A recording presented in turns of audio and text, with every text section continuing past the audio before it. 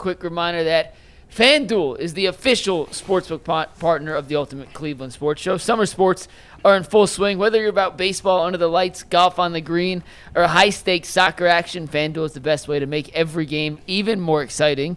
You're already following the action, so why not make it a little more thrilling? With FanDuel, you can get in on the game while your friends are getting sunburnt at the beach. We've been using FanDuel since UCSS launched, and it has helped all of us have fun, win some money with their new daily promotions. It makes betting even more fun. If you're new to FanDuel, well, we have an offer just for you. New customers can bet $5 and get $150 in bonus bets if their first $5 bet wins. Open up the FanDuel app today or visit FanDuel.com/UCSS to get started. I understand the irony of doing that, Reed, as we pivot to the Cleveland Guardians and the fallout from the Emmanuel Clase and Luis Ortiz gambling allegations and investigation. But on yesterday's show, Bull mentioned in a 3.5-minute rant that he believes if these allegations are true and this investigation comes back that Emmanuel Clase and Luis Ortiz were gambling on the game itself, he believed that the Guardians should completely clean house. Antonetti, Chernoff, vote. It would be time for a complete organizational restart. Bull, did I paraphrase that correctly? Yes, but let me make it very clear, because obviously people take everything out of context, that to me this is just the final straw. It's not we're firing everybody because of this. To me, it's the final straw that puts me over the top, because I said a month ago that for the first time since I moved to Cleveland, I have doubts about the front office. And if they don't turn it around by this year, in the next year, then I think it's time to move on. And that's how I felt for a while. And I feel like this incident, and you say, well, how is it their fault? It just shows a lack of institutional control, in my opinion, once again. And this has put me over the top, and I've decided I don't want to wait another year. There's too much incest within this building. They never break out of their cocoon there. We were having a conversation right before we went on the air about politics. We won't get into the details. But one of the biggest problems with politics in this country is that people don't leave their cocoons. They only listen to the people in their cocoons, and so you never get an honest opinion from the other side. And so, and that's what's happened with the Guardians, is that they never talk to anybody outside of their cocoon. I'm on a roll of using the word cocoon. And so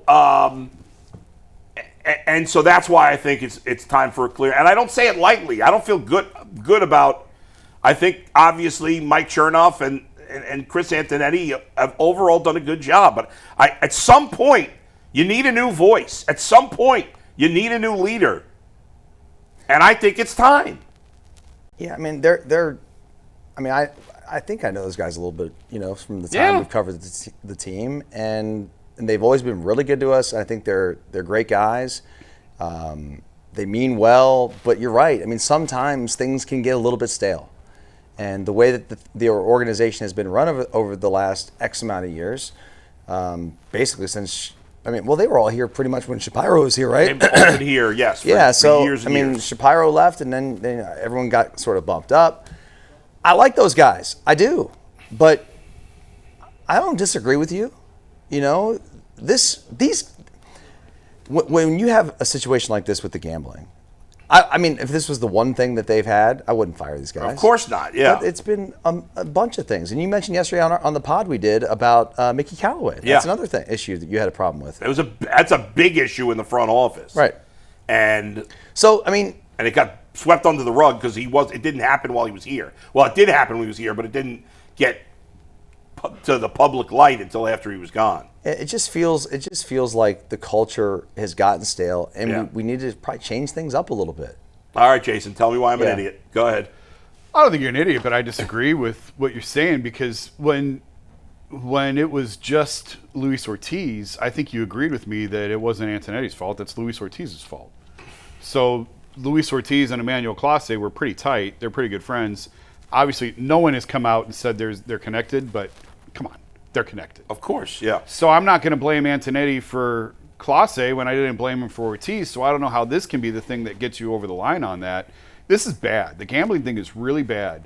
And I know baseball's come out and the Guardians have come out and said, this is it, there's no more. And I'm like, okay, well, how can you say that? Nobody's talked to Clase yet, because Clase didn't find out about he was being pulled until either Sunday or Monday. So there's no chance that baseball had sat down and spoken to him and interrogated him or whatever prior to them coming out and saying, okay, there's no more.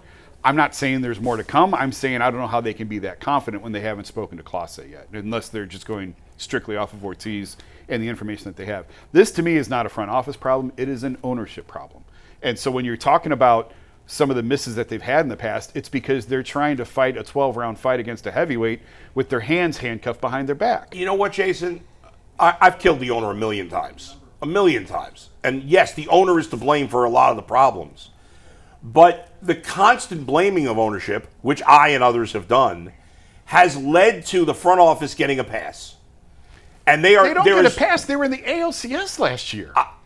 Okay, so you can't just sweep that away. I'm not sweeping it under the rug. That's what makes this hard and makes it complicated. That's why I'm not saying I understand why you and I. When I said what I said yesterday, I said this is not going to be a popular opinion. I'm going to be in the minority on this. I expect it to be, and I understand there is obviously an argument why you would keep people and not move on.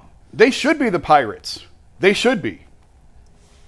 But and they're not, because of the people that they have. Well, some of it is that, yes. But some of it is they got lucky.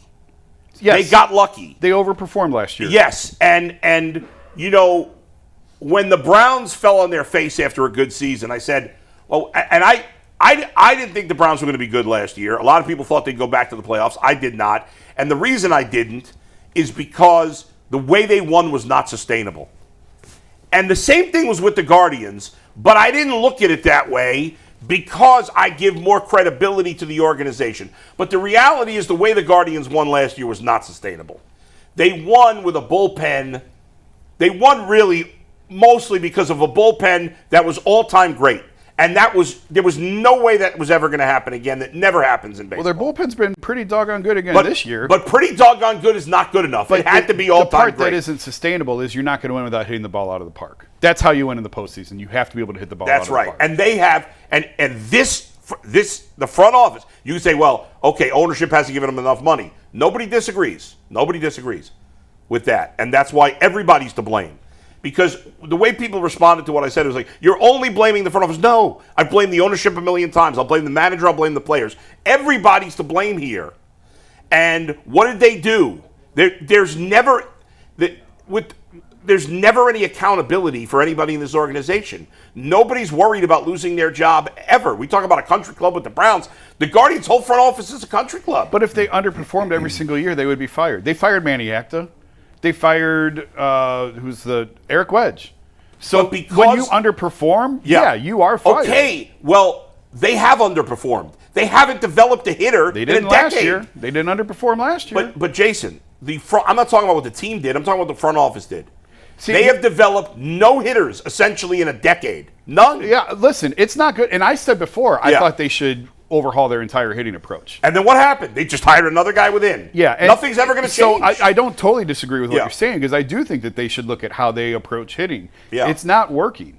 Their pitching they've mastered it. And they have other teams coming to them to say, how are you guys doing this? And they've plucked all of their guys who are the brainchild behind it, except Carl Willis is the only one they've kept. Ruben Niebla's gone. Matt White, I think the pitching coach with the Yankees, was one of the guys here, and they still keep doing it. It is a machine. The hitting they need to overhaul. But part of the reason that they have really smart people and they have the stability is because they know they are going to get a long runway. So I don't think that you overhaul the whole thing and throw everybody out because of the gambling thing. That's Luis Ortiz's fault, and that's Emmanuel Clase's fault. Now, if it turns out that there's 10 guys in on this, okay, then we're going to have a different conversation. But we're not at that point yet. They knew something about Clase, and they continued to let him pitch. And that was weird. And that's a disgrace. Well, because I wrote about that. Yeah. It's like, okay, you have a feeling something's coming, and he pitched in both games of the doubleheader Saturday, and you had him warming on Sunday.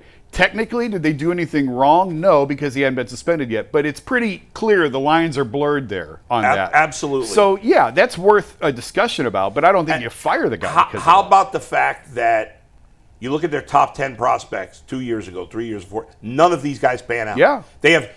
Do they have no ability to see talent, or are they not able to develop the talent? But see, What's happened here? I go back because I've said this before. If you go back and you look at the trade, the Jimenez trade, and the Naylor trade. Yeah. In a vacuum, it makes perfect sense why you would have to make those trades. The Jimenez trade, you're trying to get off the money. You don't think he's worth the contract that you gave him. The money, yes, they gave him. And at the time, we all applauded it because it looked like a great deal and it looked like Jimenez was going to be a core piece.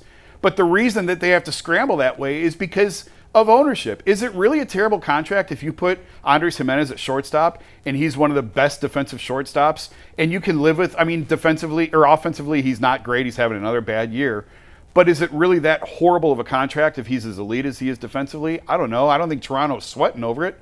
But these guys have to sweat over it because of the way that the budget is structured. And the same with Naylor. The Naylor trade worked out in a sense, because they got Ciccone, and he looks fine. But they could find another Ciccone somewhere.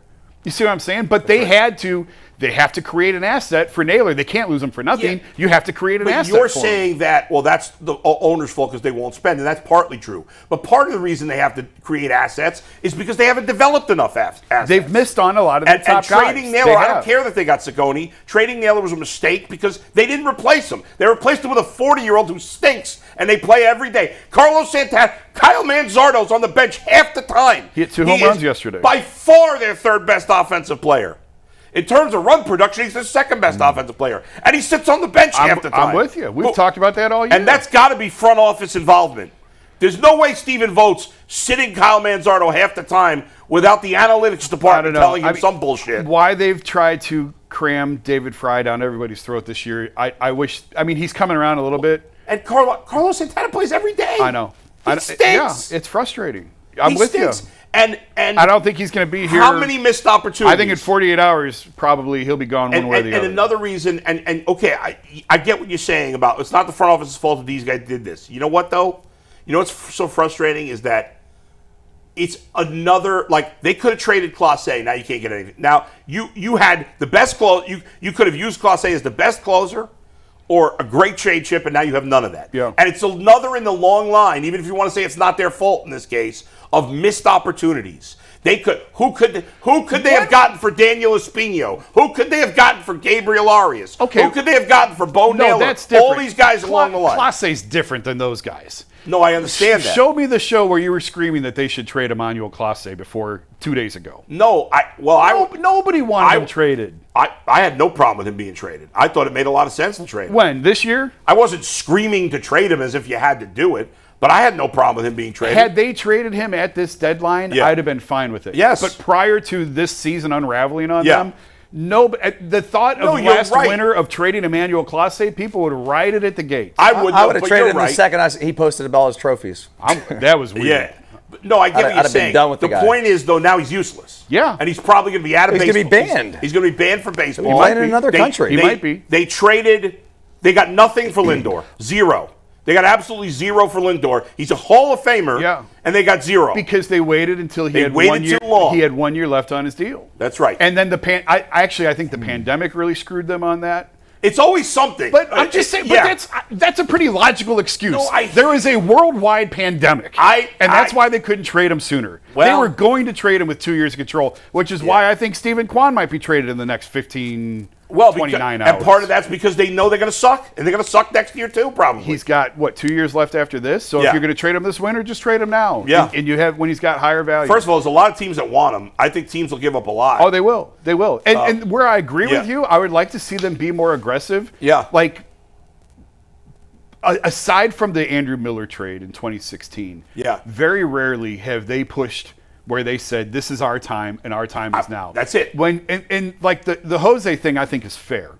Like, you got this guy in this unbelievable contract who wants to be here, and what have you done to push all in around him? Zero. Very, very little. And like, I guess, Jose should have known. Nothing's going to change, dude. Like, nothing's going to change. But again, that's more of a payroll issue than it is. I do wish, and this is where I would ding Chris and Mike on this, is like, man, go all in, and it's okay to trade a top prospect. I felt that way prior to the pandemic, knowing you were going to lose Lindor. Yeah. Even in the pandemic season, just go. Trade. Nolan Jones was a top prospect at the time. Trade him. Like, take a shot. Again, they've missed most opportunities to do this. They haven't. The last all-in move they made was signing Edwin Encarnacion 8 years ago. Edwin 8 years ago. They've sat on their hands for 8 years. And when they have spent in the last 4 years, they've almost always gotten it wrong. They've got a very spotty free agent track record because they're never shopping in the aisles where they want to be shopping. That's fine. But there have been a lot of players on bargain basement contracts that have done well, and they haven't gotten any of them. That's fair. But I don't think it's reason to start firing everybody. I just totally disagree with that part. That's fair. I get it. There's certainly an argument to keep them. I think, but I don't think I'm crazy suggesting they've made a ton of mistakes. Oh, they shouldn't get a lifetime pass. For a long time, it felt like they made no mistakes. Yeah. And now the regression to the mean, the last few years, they've had misses. But their misses, again, feel so glaring. Like everybody's screaming about Junior Caminero. Yeah, it was a horrible trade. Imagine Junior Caminero in this lineup. But every organization has misses like that. The Dodgers traded Yordan Alvarez. You think they want that one back? But they're the Dodgers, so it doesn't matter. But with this organization, every mistake they make is magnified times 100 because they have no room for error anywhere else. But they're not alone there. There's other teams in that position too. And they've had misses too. Right. A lot of teams have. But where were the hits in recent years? That's the thing. Like pre-pandemic, there were a lot more hits than misses. Yeah. It seems like post-pandemic, there's been way more misses than hits. Well, the Savali trade was pretty good if they'd play Kyle Manzardo every day. That's one of the few good moves they've made. I'm sure there's others. I mean, again, I didn't hate the Naylor trade. I understood what they were doing. But the frustrating part is you go to the ALCS and then you cancel FanFest and you cut payroll. That's an ownership thing. That's not a front office thing. And the fact that you felt like you always have to be creating assets, like you always have to be regenerating these guys. You can't ever just play it out and lose a guy to free agency because you can't recover from that. That's the frustrating part. But that, again, goes back to ownership. That's not a front office thing. And the thing that really frustrates me, kind of off topic but kind of not, like Jimmy Haslam and D Haslam, I've got a ton of issues with them, and we've talked about it at length. At least they talk. Twice a year they talk. At the owners' meetings. And then yesterday, every year at the start of training camp, no matter how dumb he sounds, they make themselves available to the local media once a year. And then if you go to the NFL owners' meetings, you'll get them in a much more comfortable, relaxed environment at the NFL owners' meetings. When does Paul Dolan ever talk? Dan Gilbert hasn't talked since the stroke in 2018. And I know there's health-related reasons behind that. Right. The fact is, he's done some very controlled one-on-one type stuff, very, very little. But nobody hears from the Cavs owner anymore other than on Twitter, and nobody ever hears from the Guardians owner. No, I got a big problem. Jimmy's the only one in town who talks. Yeah, I give him credit for that, especially because he sounds like an idiot half the time, and yet he still keeps doing it. He was very honest yesterday about a lot of things. We'll get to that next, by the way. And Dolan has never really talked. He'll do a one-on-one with somebody every once in a while, and he never talks. There's no accountability for him. I have defended the Dolans time and time and time again because of the structure and the culture that they've built and the stability within the organization, and hire smart people, let them do their jobs. I think they get a lot of things right. It's getting harder and harder and harder to defend them as we get closer and closer to the end. Yeah. Where their payroll is at, it's like they still haven't recovered from the pandemic. Yeah, that's bullshit. It's embarrassing where their payroll levels are at. The Guardians front office has still not done a great job in the last few years, in my opinion. And what's crazy is if they don't make the playoffs this year, and they won't. They will not. The Browns and Guardians will have gone to the playoffs the same amount of times in their last 5 seasons. That's pretty remarkable. 2 out of 5. Which is hard to believe. Guardians went farther, but it doesn't matter because they didn't win at all. No. Before we move on, I just want to give Dustin one chance to speak because he looked like he was watching a tennis match back and forth. And sorry, buddy. All good. Dustin, which side do you fall on? On both sides that if it is true they should clean house, or on Jason's side that it's maybe a little premature for that? I mean, listen, I'm not going to be a phony here. I'm not locked into the Guardians. Like, I don't care about them as much as these guys. But I am more of a casual fan, and I do want the team to have success. And I go to games, and I watch the games, and I know these guys, and I think they're good guys. And they've done a good job to this point with the limited payroll. I also see the side of, hey, you know what? These guys have been here for like 15-ish years, plus or minus a few. I'm not sure exactly how long they've been here, but it's a long-ass time. Mm-hmm.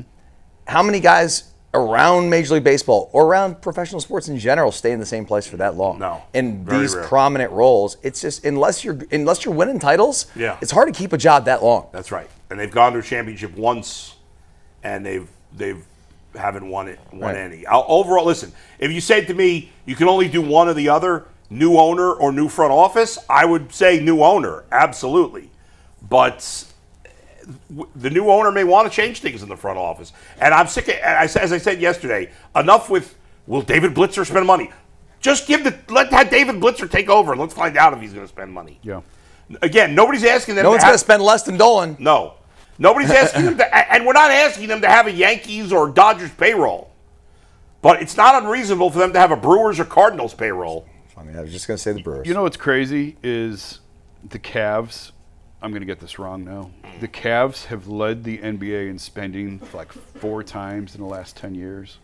And the Browns have led the league in spending a couple of times. I mean, those sports are structured so differently with the television deals. It makes everything, it's not an apples to apples comparison. But it's wild to think that in the small market town like Cleveland, the Cavs and the Browns lead the league in spending multiple times, and the Guardians are near the are bottom. where they are. Yeah.